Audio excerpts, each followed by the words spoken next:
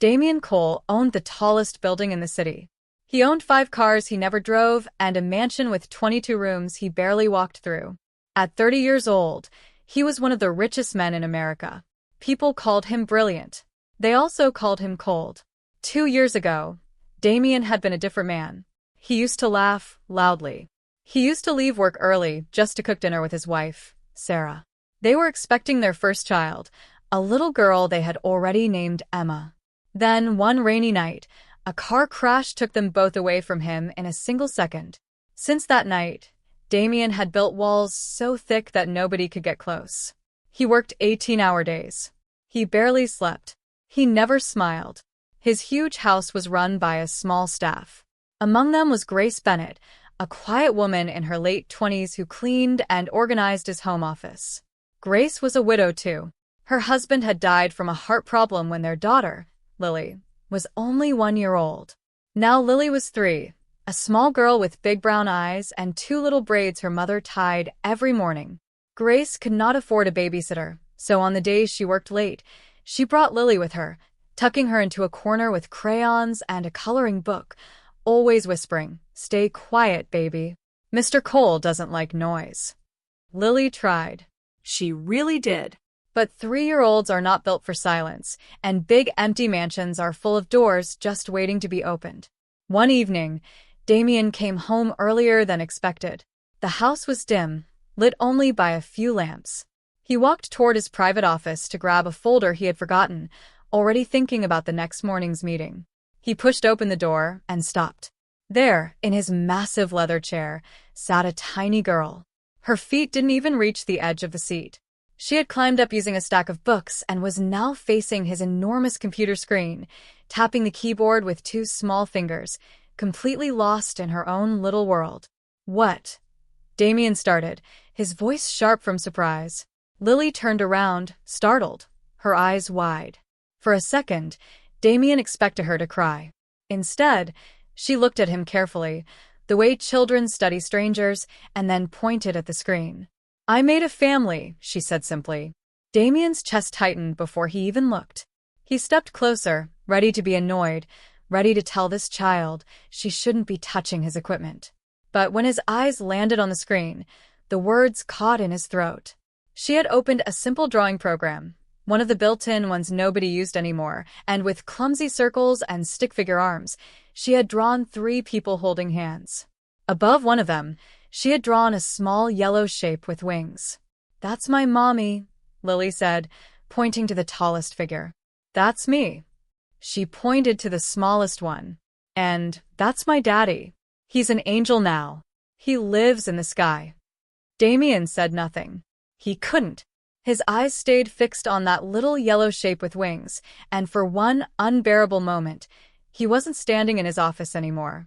He was somewhere else, in a memory he kept locked away, a nursery that was never finished, a crib that was never used, a name, Emma, that he never got to say out loud to a living child. "Lily." Grace's voice came rushing down the hallway, panicked. She appeared at the door, out of breath, her hands already reaching for her daughter. "Mr. Cole, I am so sorry. I only looked away for a minute. She must have slipped in while I was—" "It's fine," Damian said. His voice came out rougher than he meant it to. Grace froze, unsure if she had heard him correctly. "Mr. Cole never said it's fine." Mr. Cole barely said anything at all. He looked at the drawing one more time. Then, quietly, almost like he was talking to himself, he said, "Let her finish." Grace blinked, stunned. Lily, unaware of the strange silence around her, had already turned back to the screen, humming softly as she added a small yellow sun in the corner. Damian stood there a moment longer, watching this tiny stranger fill his cold, empty office with color, before he turned and walked out without another word. That night, for the first time in 2 years, Damian Cole did not go back to his emails. He sat alone in his massive living room, staring at nothing, thinking about a little yellow angel with wings. He didn't understand yet why the drawing had shaken him so deeply.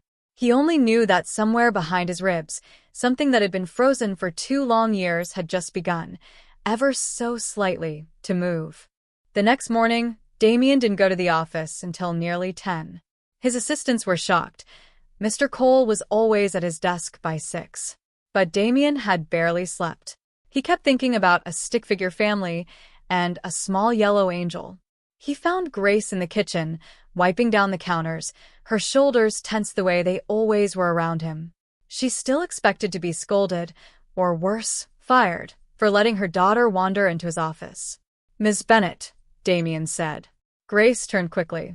"Mr. Cole, again, I'm truly sorry about last night. It won't happen again. I'll find someone to watch her during my shifts. I just need a little." "I'm not upset," he interrupted, and then, more gently, "Tell me about her father." The question caught Grace completely off guard. Her hands stilled on the counter. "Why do you want to know that?" Damien wasn't sure how to answer honestly, so he chose a version of the truth. "The drawing. The angel. I want to understand." Grace let out a slow breath, and something in her posture softened, the way people soften when someone finally asks about a grief they've been carrying alone. "My husband, Marcus, had a heart condition. Nobody knew until it was too late. Lily was 13 months old when he passed.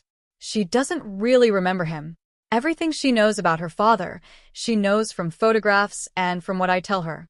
"Why does she think heaven and computers are connected?" Damien asked. A small, sad smile crossed Grace's face. "About a year ago, I was video calling my sister, and Lily saw my sister's face appear on the screen from far away. She asked if Daddy could appear on the screen too, if we just knew the right computer. I told her heaven doesn't work with Wi-Fi." Grace laughed softly, though her eyes were shining. But she never really let go of the idea. "Sometimes she sits at a computer and sends him drawings. She says the angels bring them to him." "I know it's silly." "It's not silly," Damien said quietly, surprising even himself with how much he meant it. Grace studied him for a moment, noticing something different in his face, though she couldn't quite name it. Nobody on staff knew the details of what had happened to Mr. Cole 2 years ago, only that his wife had died, and that he had become someone entirely different afterward. Grace didn't push. She simply nodded and returned to her work, and Damien walked away, his mind loud with thoughts he hadn't let himself think in a long time. He went back to his office that afternoon and, for the first time since the accident, opened a folder he had hidden away on his computer. Inside were photographs, Sarah smiling at their wedding, Sarah holding up a small pair of yellow baby shoes she'd bought before they even knew the baby's gender, a blurry ultrasound photo with Emma, written in the corner in Sarah's handwriting. He hadn't looked at these in over a year. He used to avoid this folder, like it was something dangerous.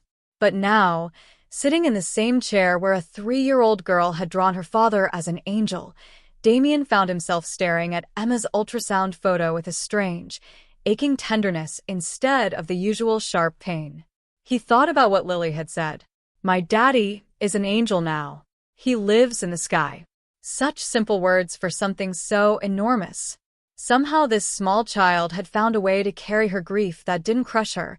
She had turned it into something soft, something she could hold on to without breaking. Damien had never found that. He had only found silence and work and walls. Later that evening, he heard tiny footsteps in the hallway outside his office. He looked up to see Lily peeking around the doorframe, clutching a stuffed rabbit with one ear chewed soft from years of hugging. "Are you the sad man?" she asked bluntly, the way only small children can. Damien almost laughed. "Almost. Is that what they call me?" Lily nodded seriously. "Mommy says you lost people you loved. I lost my daddy too." She walked into the room, completely unafraid, and climbed onto the chair across from his desk, her rabbit tucked under her arm. "It's okay to be sad. My mommy says feelings need somewhere to go, or they get stuck." Damien stared at this tiny philosopher in pigtails, unsure whether to laugh or cry. "Where do your feelings go?" he asked. Lily pointed at the computer. "I send them to Daddy. Sometimes I draw. Sometimes I just tell the screen how my day was." She shrugged, as if this explained everything perfectly.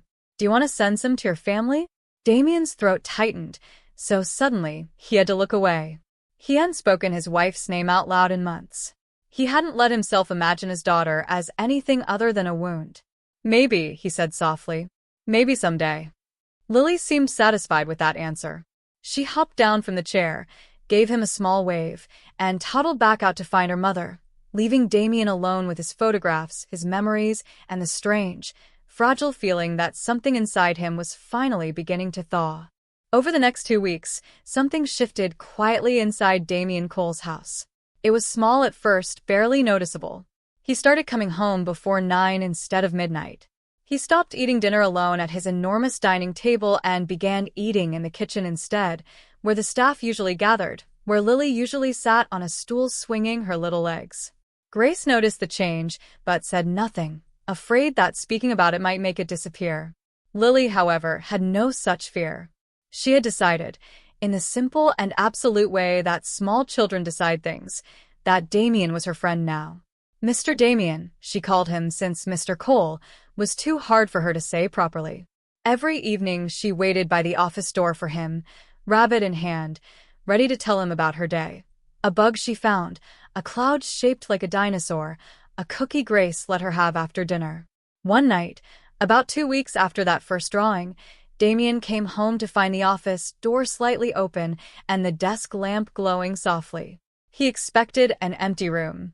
Instead, he found Lily sitting at the keyboard again, her small face serious with concentration, mouthing words as she pressed the keys with painstaking slowness. He stood in the doorway, not wanting to interrupt. On the screen was a simple text document.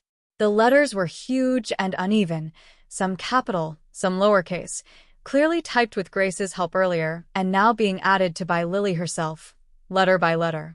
"Dear Daddy," it began. "I miss you today. Mommy was tired. I gave her a hug. I hope you are not lonely in heaven. There is a sad man here named Damien. He lost his wife and his baby. Can you find them in heaven and tell them Damien misses them very much? I think he needs a hug too." Damien's whole body went still. He read the words again, certain he had misunderstood, but they said exactly what he thought they said. This tiny girl, barely 3 years old, who had known him for only 2 weeks, had thought about his pain enough to send it in her own small way, up to the people he had lost. Something inside Damien's chest cracked open. He didn't decide to cry. It simply happened, the way a dam simply breaks after holding back too much water for too long. His shoulders shook first, silently, and then a sound came out of him that he didn't recognize as his own voice. Raw, broken, 2 years of grief finally finding a way out. Lily turned around at the sound, startled to see the sad man not just sad, but crying real tears, his hands covering his face as he sank into the chair across from her. She didn't run. She didn't call for her mother. She simply slid off her own chair, walked over, and wrapped her small arms around his knee, the only part of him she could reach. "It's okay to cry," she said softly, repeating the words her mother had once given her. "My mommy cries sometimes too. It doesn't mean you're broken. It just means you loved someone very much." Damien lowered his hands and looked down at this small girl hugging his knee with complete, uncomplicated love, and he cried harder. Not from pain this time, but from something else, something that felt strangely like relief. "I'm sorry," he managed to say. "You shouldn't have to see a grown man cry like this." "Everybody cries," Lily said simply, as if this were the most obvious fact in the world. "Even angels, I bet." Grace found them like that a few minutes later, her daughter's small arms around Damien Cole's knee, and the most powerful man in the city with tears streaming freely down his face. She froze in the doorway, unsure whether to apologize and pull Lily away, or to let the moment continue. Damien looked up and caught her eye. "She wrote a letter," he said, his voice thick, "to her father. About me." Grace's own eyes filled with tears as she read the screen over his shoulder. "Lily, baby, that was very kind of you," she whispered. "He needed it," Lily said simply, still hugging his knee, as though comforting grown men was simply part of her daily routine. That night, after Grace had carried a sleepy Lily up to bed, Damien sat alone in his office for a long time, looking at the message still glowing on his screen. Then, slowly, hesitantly, he opened a blank document of his own. "Dear Sarah," he typed. "Dear Emma, I'm sorry it took me so long. He didn't finish the letter that night. But it was a beginning, the first real beginning he'd had in 2 years, and somewhere in that enormous, quiet mansion, for the first time since the accident, Damien Cole finally felt like he might learn how to be alive again. Grief doesn't disappear all at once. It softens slowly, the way frost melts when the sun finally comes out after a long winter. For Damien, that sun turned out to be 3 feet tall and missing one front tooth. In the weeks that followed the night he cried in his office, Damien changed in small, steady ways. He began leaving work at a normal hour. He learned Lily's favorite cartoon, the one about a family of otters, and would sit through it with her on Sunday afternoons, pretending he wasn't as invested in the plot as he clearly was. He fixed the old, rusted swing set in the backyard that had been there since before he bought the house, spending an entire Saturday with his sleeves rolled up, sweating in the sun, determined to get it right so Lily could finally use it. "Higher, Mr. Damien," Lily would shriek with delight as he pushed her on the swing, her laughter ringing out across the yard that had been silent for 2 long years. Grace watched these moments with a complicated ache in her chest, happiness for her daughter, who had never had a father figure in her life, mixed with worry that she might be overstepping, that this billionaire's sudden warmth might vanish as quickly as it had appeared. But it didn't vanish. If anything, it grew. Damien started reading Lily bedtime stories when Grace had to work late, sitting awkwardly on the edge of the small bed in the guest room where Lily sometimes napped, his deep voice doing his best impression of a dragon or a talking rabbit, making Lily giggle so hard she'd have hiccups. He bought her a small easel and real watercolor paints after noticing how much she loved to draw, and one entire wall of his office slowly filled with her artwork, suns with too many rays, cats with 5 legs, and family portraits that now, more often than not, included a tall stick figure labeled Mr. Damien. He also grew closer to Grace, though neither of them spoke about it directly. He noticed things about her he hadn't let himself notice about anyone in years. The way she hummed while she worked, the patient way she explained things to Lily, the quiet strength it took to raise a child alone while grieving a husband and holding down a full-time job. He started finding small reasons to talk to her, to thank her, to ask about her day. "You don't have to keep thanking me for doing my job," Grace told him once, smiling despite herself. "I'm not thanking you for your job," Damien said. "I'm thanking you for Lily." Grace didn't have a response for that, but the warmth in her cheeks said enough. One evening, Damien finally finished the letter he had started weeks earlier. He printed it out, folded it carefully, and drove to the small hillside cemetery where Sarah and Emma were buried, something he hadn't done in nearly a year because it always hurt too much. He knelt at the headstone and read the letter out loud, his voice cracking more than once, telling them about the little girl who had taught him it was okay to cry, about the swing set, about learning to laugh again. "I'm not forgetting you," he whispered, pressing his hand against the cool stone. "I'm just learning how to live without forgetting you. Lily taught me that those aren't the same thing." He left the letter tucked beneath a small stone by the headstone and drove home with a lightness in his chest he hadn't felt in years. Back at the house, Lily was waiting up for him, despite Grace's attempts to get her to bed. "Where did you go?" she asked sleepily as he tucked a blanket around her. "I went to visit some angels," Damien said softly. Lily smiled, satisfied, her eyes already drifting shut. "Did you tell them I said hi?" "I did," Damien whispered, brushing a strand of hair from her forehead, feeling, for the first time in 2 years, something that felt remarkably like peace. But not everyone was happy about the changes in Damien Cole. Word had begun to spread through his family and his company that the cold, untouchable billionaire had grown attached to his housekeeper and her daughter, and not everyone approved. The first sign of trouble came from Eleanor Cole, Damien's mother. Eleanor had never fully recovered from watching her son disappear into grief after Sarah's death, and in her own way, she had been desperate to see him return to himself.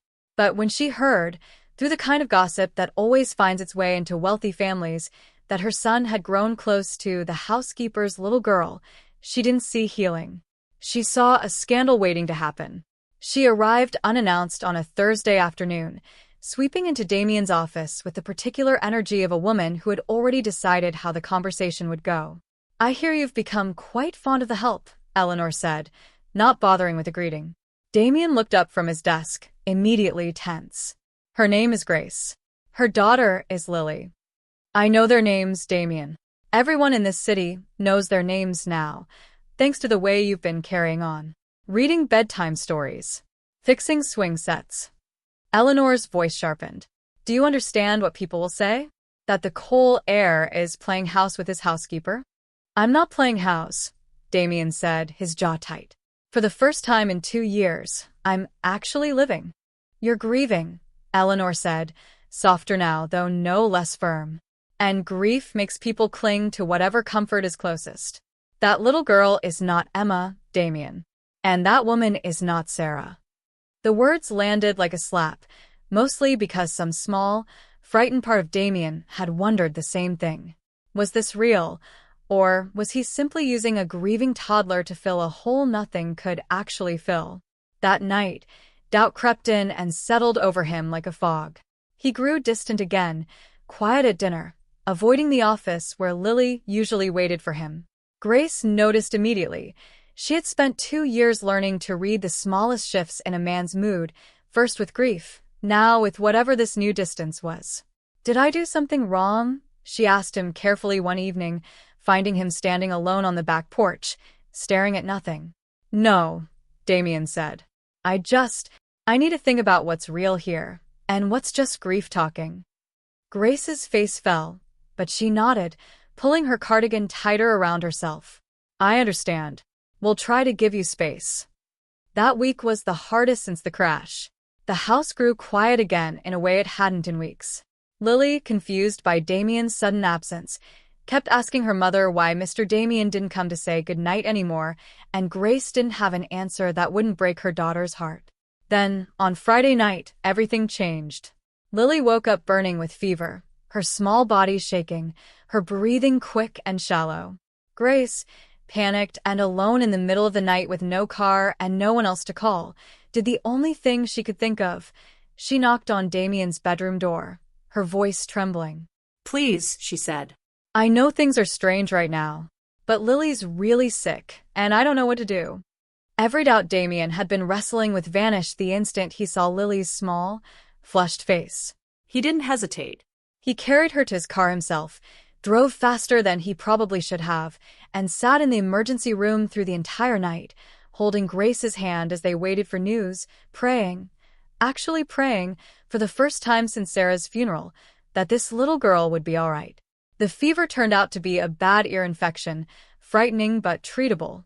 As the doctors administered medicine and Lily's temperature finally began to drop, Damien sat beside her hospital bed, gripping her tiny hand, and understood with complete clarity what his mother had gotten wrong. This wasn't about replacing Sarah and Emma. This was never about replacing anyone.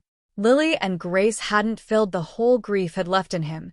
They had simply shown him that his heart, despite everything, was still capable of loving something new, without erasing what came before. When Lily's eyes fluttered open and found him sitting there, she managed a weak, sleepy smile. You came back, she whispered.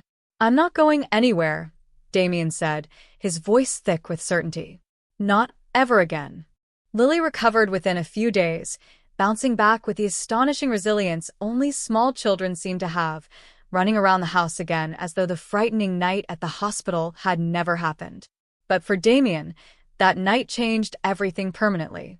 He stopped hiding his feelings out of fear of what people might say. He stopped letting his mother's opinions dictate his happiness. The next time Eleanor visited, Damien met her at the door before she could even say a word. I love them, he said simply. Both of them. Not because they replace what I lost, but because they showed me I still have a heart capable of loving. If that's a scandal to you, I'm sorry, but I won't apologize for it anymore. Eleanor, to her credit, saw something in her son's face she hadn't seen in 2 years. Not the fragile, empty look of a grieving man clinging to distraction, but the steady, grounded look of someone who had genuinely healed. Slowly, her resistance softened into something like acceptance, and eventually, something like love for the little girl who had done what nothing else could. Over the following months, Damien's house transformed completely. What was once a cold, silent mansion became loud with cartoons, sticky with juice box spills, and covered wall to wall with crayon drawings. He officially asked Grace if he could take on a more permanent role in Lily's life, and with tears in her eyes, Grace said yes. He began the paperwork to become Lily's legal guardian alongside her mother, ensuring that no matter what happened, he would always be there for her. Not as her father's replacement, but as someone who loved her in his own right. He also started the Sarah and Emma Cole Foundation, a charity dedicated to supporting single parents raising children after losing a spouse, the very kind of family that Grace and Lily represented, and the very family he himself had once been on the verge of becoming. It became the most meaningful project of his life, far more than any business deal he had ever closed. As for Grace, what began as quiet gratitude slowly bloomed into something neither of them had expected but both had come to cherish. A careful, patient love between two adults who understood loss deeply and who chose, despite everything, to build something new together instead of staying lost in what they'd lost.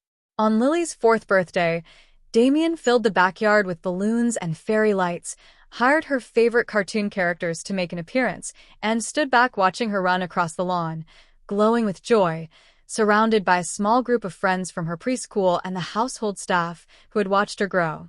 That night, after the guests had gone home and Lily had finally fallen asleep clutching her rabbit, Damien stood on the porch with Grace beside him, looking up at the stars.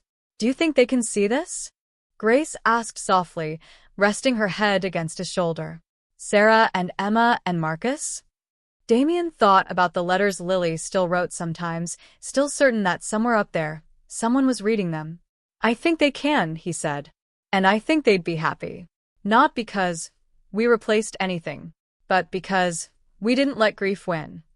He wrapped his arm around Grace, and somewhere upstairs, wrapped snugly in her blankets, 3-year-old, now 4-year-old, Lily slept peacefully, completely unaware that her small act of kindness one ordinary evening had rebuilt a broken man's entire world.